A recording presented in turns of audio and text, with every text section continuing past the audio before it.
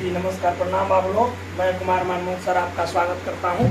हम लोग हड़प्पा सभ्यता के बारे में पिछला वीडियो किए थे लोग। आ जाइए फिर हम लोग अब आगे से फिर वीडियो कुछ क्वेश्चन आप लोग हम कराए थे जो छूटा था हड़प्पा सभ्यता में, उस क्वेश्चन को फिर हमें आप क्या कर रहे हैं बाबू, चर्चा कर रहे हैं। ठीक है जी, तो आइए 25 नंबर तक आप लोग को करा दिए थे हम। 26 नंबर से आप देखिए यहाँ से बोला है कालीबंगा किस राज्य कालीबंगा किस नदी के किनारे अवस्थित है। आपको पता होना चाहिए कि कालीबंगा कौन सी नदी के किनारे है, बताइए जरा।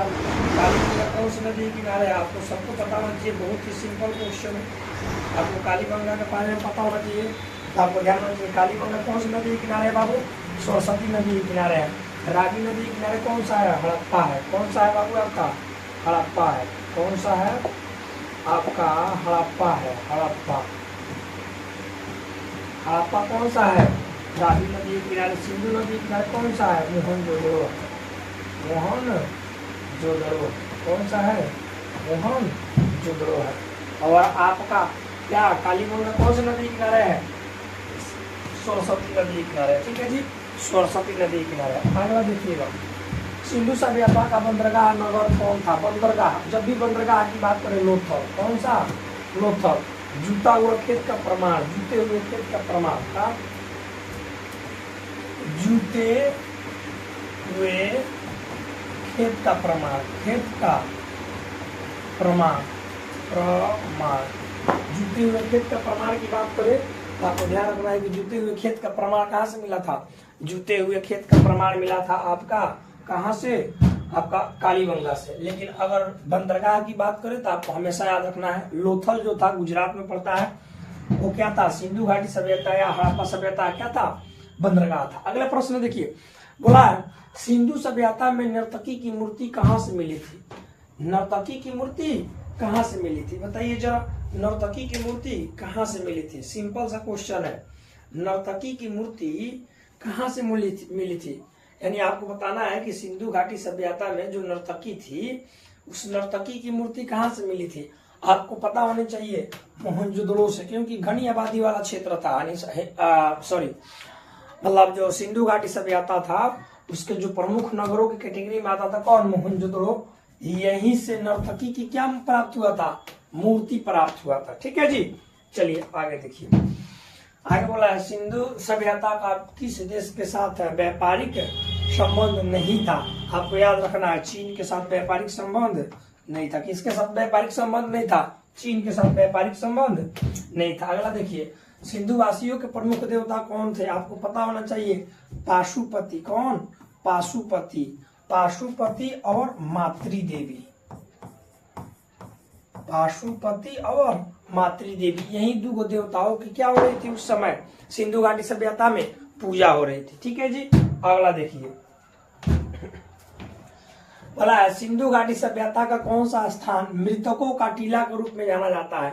मोहनजोदड़ो। ऐसा माना जाता है कि जब सिंधु घाटी सभ्यता का विनाश हुआ था तो घनी आबादी होने के कारण मोहनजोदड़ो में बहुत सारे मृतकों की क्या प्राप्त हुई थी, कंकाल, नर कंकाल प्राप्त हुआ था, जिसका एक ठो टीला, यानी टीला का मतलब होता है एक ठो जिसे हम लोग अपने भोजपुरी बोलते हैं भिड़ुक सा, ऊंचाई सा का मिल गया था आपका, टीला मिला था, इसीलिए इसको मृतकों का टीला कहते हैं। यानी सभी मरे लोगों को नर कंकाल प्राप्त हुआ था। वो कहाँ पर मिला था आपका, मोहनजोदड़ो वाले क्षेत्र में मिला था। समझ रहे हैं बात को। चलिए आगे देखिए, आगे बोला है सिंधु घाटी सभ्यता का कौन सा स्थान सिंध का बाग कहा जाता है। कौन सा स्थान जो है, जो जिसको हम लोग क्या बोलते हैं, सिंध का बाग बोलते हैं। बताइए जरा किसको कहा जाता है, आपको पता होनी चाहिए। सिंध की बाग की जब भी बात कहे, सिंध की बाग का जब भी बात कहे तो आपके मुख से क्या निकलना चाहिए, मोहनजोदड़ो को। कौन, मोहनजोदड़ो। कौन बाबू लोग, मोहनजोदड़ो। यानी सिंधु घाटी सभ्यता का जो सिंध का बाग कहा जाता है, किसको कहा जाता है, मोहनजोदड़ो को कहा जाता है। ठीक है जी, सिंधु सभ्यता में कौन सा समाज का स्वरूप कैसा था, आपको पता है, जब मातृ शतात्मक समाज था। कैसा समाज था, मातृक शतात्मक समाज था। ठीक है जी, अगला प्रश्न देखिए, सिंधु घाटी सभ्यता किसके समकालीन नहीं मानी जाती है। यानी आपको बताना है कि सिंधु घाटी सभ्यता किसके समकालीन नहीं मानी जाती है। ठीक है जी, आइए जरा बताइए, इसका आंसर बताइए। तो बताइए बताइए बताइए, आपको पता नहीं, अभी कुछ देर पहले हम बात बोले हैं कि चीन से मिलता जुलता नहीं था, इसीलिए चीन से जुड़ी सभ्यता के रूप में इसको नहीं माना जाता है। कौन सी सभ्यता को? सिंधु घाटी सभ्यता को। देखिए जल्दी जल्दी हम लोग करेंगे, जल्दी जल्दी करेंगे, ठीक है जी। सिंधु सभ्यता का क्षेत्रफल किस आकार का था? आपको ये वाला बात पता होना चाहिए। सिंधु घाटी सभ्यता किस आकार के था, बता दीजिए जरा। सबको पता होना चाहिए, त्रिभुजाकार। कैसा होना चाहिए? त्रिभुजाकार। यानी सिंधु घाटी सभ्यता का जो आकार था वो कैसा था? त्रिभुजाकार था। कैसा था जी? त्रिभुजाकार था। ओके जी। अब ऐसा नहीं था बट त्रिभुजाकार था। आगे देखिए, बोला है किस सिंधु स्थल में महिला और पुरुषों के एक साथ दफनाया गया था? बताइए, बहुत अच्छा क्वेश्चन है। कौन सा ऐसा स्थल था जहां पर महिला और पुरुष को दोनों को क्या करके, यानी महिला और पुरुष दोनों को एक साथ दफनाया गया था? आपको याद होना चाहिए, रोपण। कहां पर दफनाया गया था? रोपण के अंदर, सिंधु घाटी सभ्यता के रोपण के अंदर महिला और पुरुष दोनों को एक साथ दफनाया गया था। ठीक है जी। आगे देखिए, सिंधु घाटी सभ्यता में विशाल स्नानागार के अवशेष कहां से प्राप्त हुए? यानी विशाल स्नानागार कहां से मिला था? यानी कहां से? मोहनजोदड़ो से। स्नानागार मतलब बाथ टब, बाथ टैब जिसको हम लोग बोलते हैं, यानी क्या बाबू? बाथ टैब यानी नहाने वाला विशाल स्नानागार की प्राप्ति कहां से हुई थी? मोहनजोदड़ो से। अगर अन्नागार भी कह दे तो कहां से?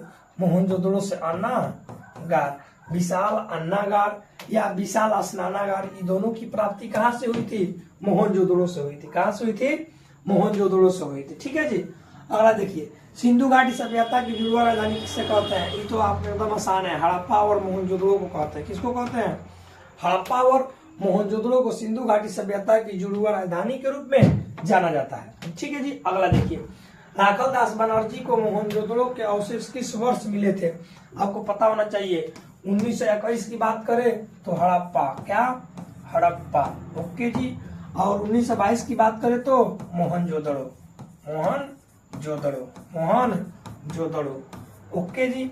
अगर आपकी हड़प्पा की बात करेगा तो दयाराम साहनी। अगर आपकी क्या राखल दास बनर्जी की बात करेगा तो मोहनजोदड़ो। इसलिए मोहनजोदड़ो की खोज कब हुई थी? 1922 ईस्वी में, सिंधु नदी के किनारे या सिंधु नदी के तट पर। अगला प्रश्न देखिए, बोला हल से जुते हुए खेत का साक्ष्य कहां से मिला था? आपको पता होना चाहिए, कालीबंगा से हल से जुते हुए खेत का क्या मिला था? साक्ष्य प्राप्त हुआ था। कहां से बाबू? कालीबंगा से हल के जुते हुए खेत का क्या मिला था? आपका साक्ष्य मिला था। और आपको याद रखिएगा, बनावली से मिट्टी के बने हल का प्रमाण मिला था। मिट्टी के बने हल का प्रमाण प्राप्त हुआ था। हल का प्रमाण यानी आपको जूते हुए खेत का प्रमाण कालीबंगा से, तथा मिट्टी के बने हल का प्रमाण कहां से प्राप्त हुआ था? आपके बनावली से। ओके जी। चलिए आगे देखिए, अगला है, पशुपति महादेव की मुहर में निम्न में से कौन सा जानवर नहीं पाया जाता है? शेर नहीं पाया जाता है। क्या? शेर नहीं पाया जाता, लायन नहीं पाया जाता। कौन सी? महादेव पशुपति के मुहर में। ओके जी। चलिए अगला प्रश्न देखिए, किस स्थान से शतरंज की तरह के खेल के प्रमाण मिले हैं? यानी शतरंज की तरह खेल का प्रमाण कहां से मिले हैं? बता दीजिए जरा, बताइए। शतरंज के खेल का प्रमाण कहां से प्राप्त हुए हैं? जब भी कहे शतरंज के खेल का प्रमाण तो आपको याद रखिएगा लोथल से। क्या से? लोथल से। आपको पता होना चाहिए लोथल क्या था बाबू?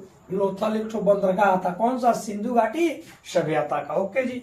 चलिए अगला देखिए, बोला है राय बहादुर दयाराम साहनी ने कहा उत्खनन करवाया था? हड़प्पा को। किसको? हड़प्पा को। कब? 1921 ईस्वी में। कब? 1921 ईस्वी में। कौन सी नदी? रावी नदी के तट पर। ओके जी। मोहनजोदड़ो 1922 में। कहां पर? आपका सिंधु नदी के तट पर। सिंधु नदी के तट पर। ओके जी। चलिए आगे देखिए, बोला है मोहनजोदड़ो की खोज 1922 ईस्वी में किसने किया था? सबको पता होना चाहिए, राखल दास बनर्जी, जिसको हम लोग शॉर्टकट में आर.डी. बनर्जी भी कहते हैं, आर.डी. बनर्जी भी हम लोग कहते हैं। किनको? राखल दास बनर्जी को। यानी मोहनजोदड़ो की खोज किसने किया था?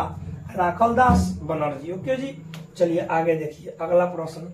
चलिए इतना था आपका, ये जो आपको प्रश्न था ये सभी के सभी क्या था? हड़प्पा सभ्यता से मोस्ट इंपोर्टेंट कितने प्रश्न थे? 45 को मोस्ट इंपोर्टेंट प्रश्न थे आपका हड़प्पा सभ्यता से। इसीलिए आप लोग चैनल को सब्सक्राइब करिए, शेयर करिए दोस्तों।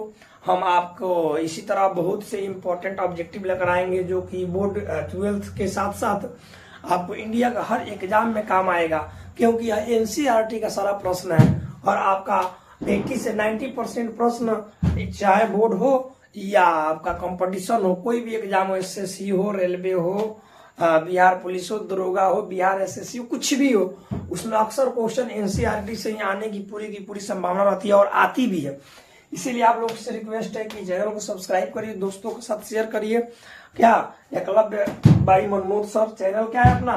एकलव्य भाई मनमोहन सर, शेयर करिए लोग। हम आपका हर एक टॉपिक का इंपॉर्टेंट ऑब्जेक्टिव कराएंगे। ओके जी, चलिए थैंक यू, जय हिंद।